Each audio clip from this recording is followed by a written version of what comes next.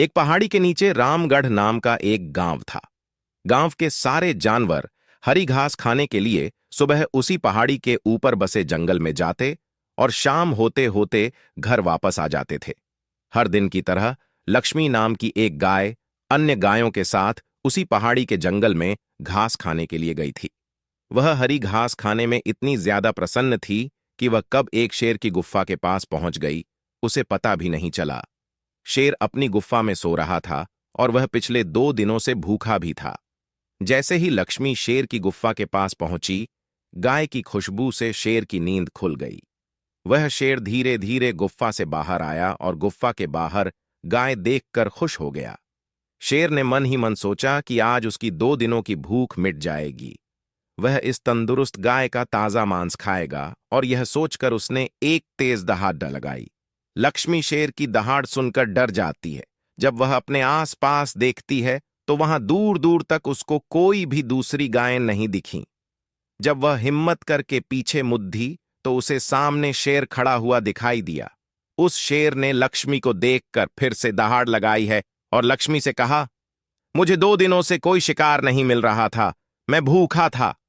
शायद इसलिए भगवान ने मेरा पेट भरने के लिए तुझे मेरे यहां पर भेजा है। आज मैं तुझे खाकर अपनी भूख मिटा लूंगा। शेर की बात सुनकर लक्ष्मी डर जाती है। वह रोते हुए शेर से कहती है, मुझे जाने दो, मुझे मत खाओ। मेरा एक छोटा बच्चा है जो अभी सिर्फ मेरा ही दूध पीता है और उसे घास खाना अभी तक नहीं आया है। लक्ष्मी की बात सुनकर शेर हंसते हुए कहता है, तो क्या मैं अपने हाथ में आए शिकार को ऐसे ही जाने दूं? मैं तो आज तुझे खाकर अपनी 2 दिनों की भूख मिटाऊंगा। शेर के ऐसा कहने पर लक्ष्मी उसके सामने रोने लगी और विनती करते हुए कहती है कि आज मुझे जाने दो। मैं आज अपने बछड़े को आखिरी बार दूध पिला दूंगी और उसे बहुत सारा प्यारा करके कल सुबह होते ही तुम्हारे पास आ जाऊंगी। फिर तुम मुझे खा लेना और अपना भूखा पेट भर लेना। शेर लक्ष्मी की यह बात मान जाता है और धमकी देते हुए कहता है कि अगर कल तू नहीं आई तो मैं तेरे गांव आऊंगा, फिर तुझे और तेरे बेटे दोनों को खा जाऊंगा।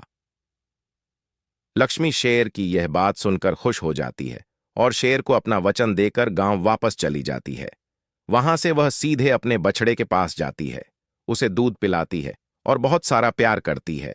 फिर बछड़े को शेर के साथ हुई सारी घटना बताती है और कहती है कि उसे अब अपना ख्याल खुद ही रखना होगा।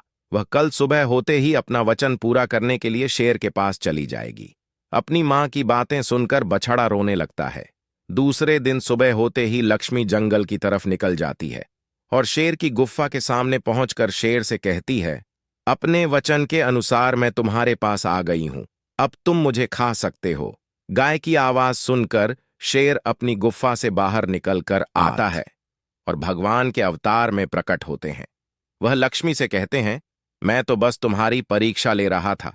तुम अपने वचन की पक्की हो, मैं इससे बहुत प्रसन्न हुआ। तुम अब अपने घर और बछड़े के पास वापस जा सकती हो। इसके बाद वे उस गाय को गौ माता होने का वरदान भी देते हैं और उसी दिन के बाद से सभी गायों को गौ माता कहना शुरू कर देते हैं।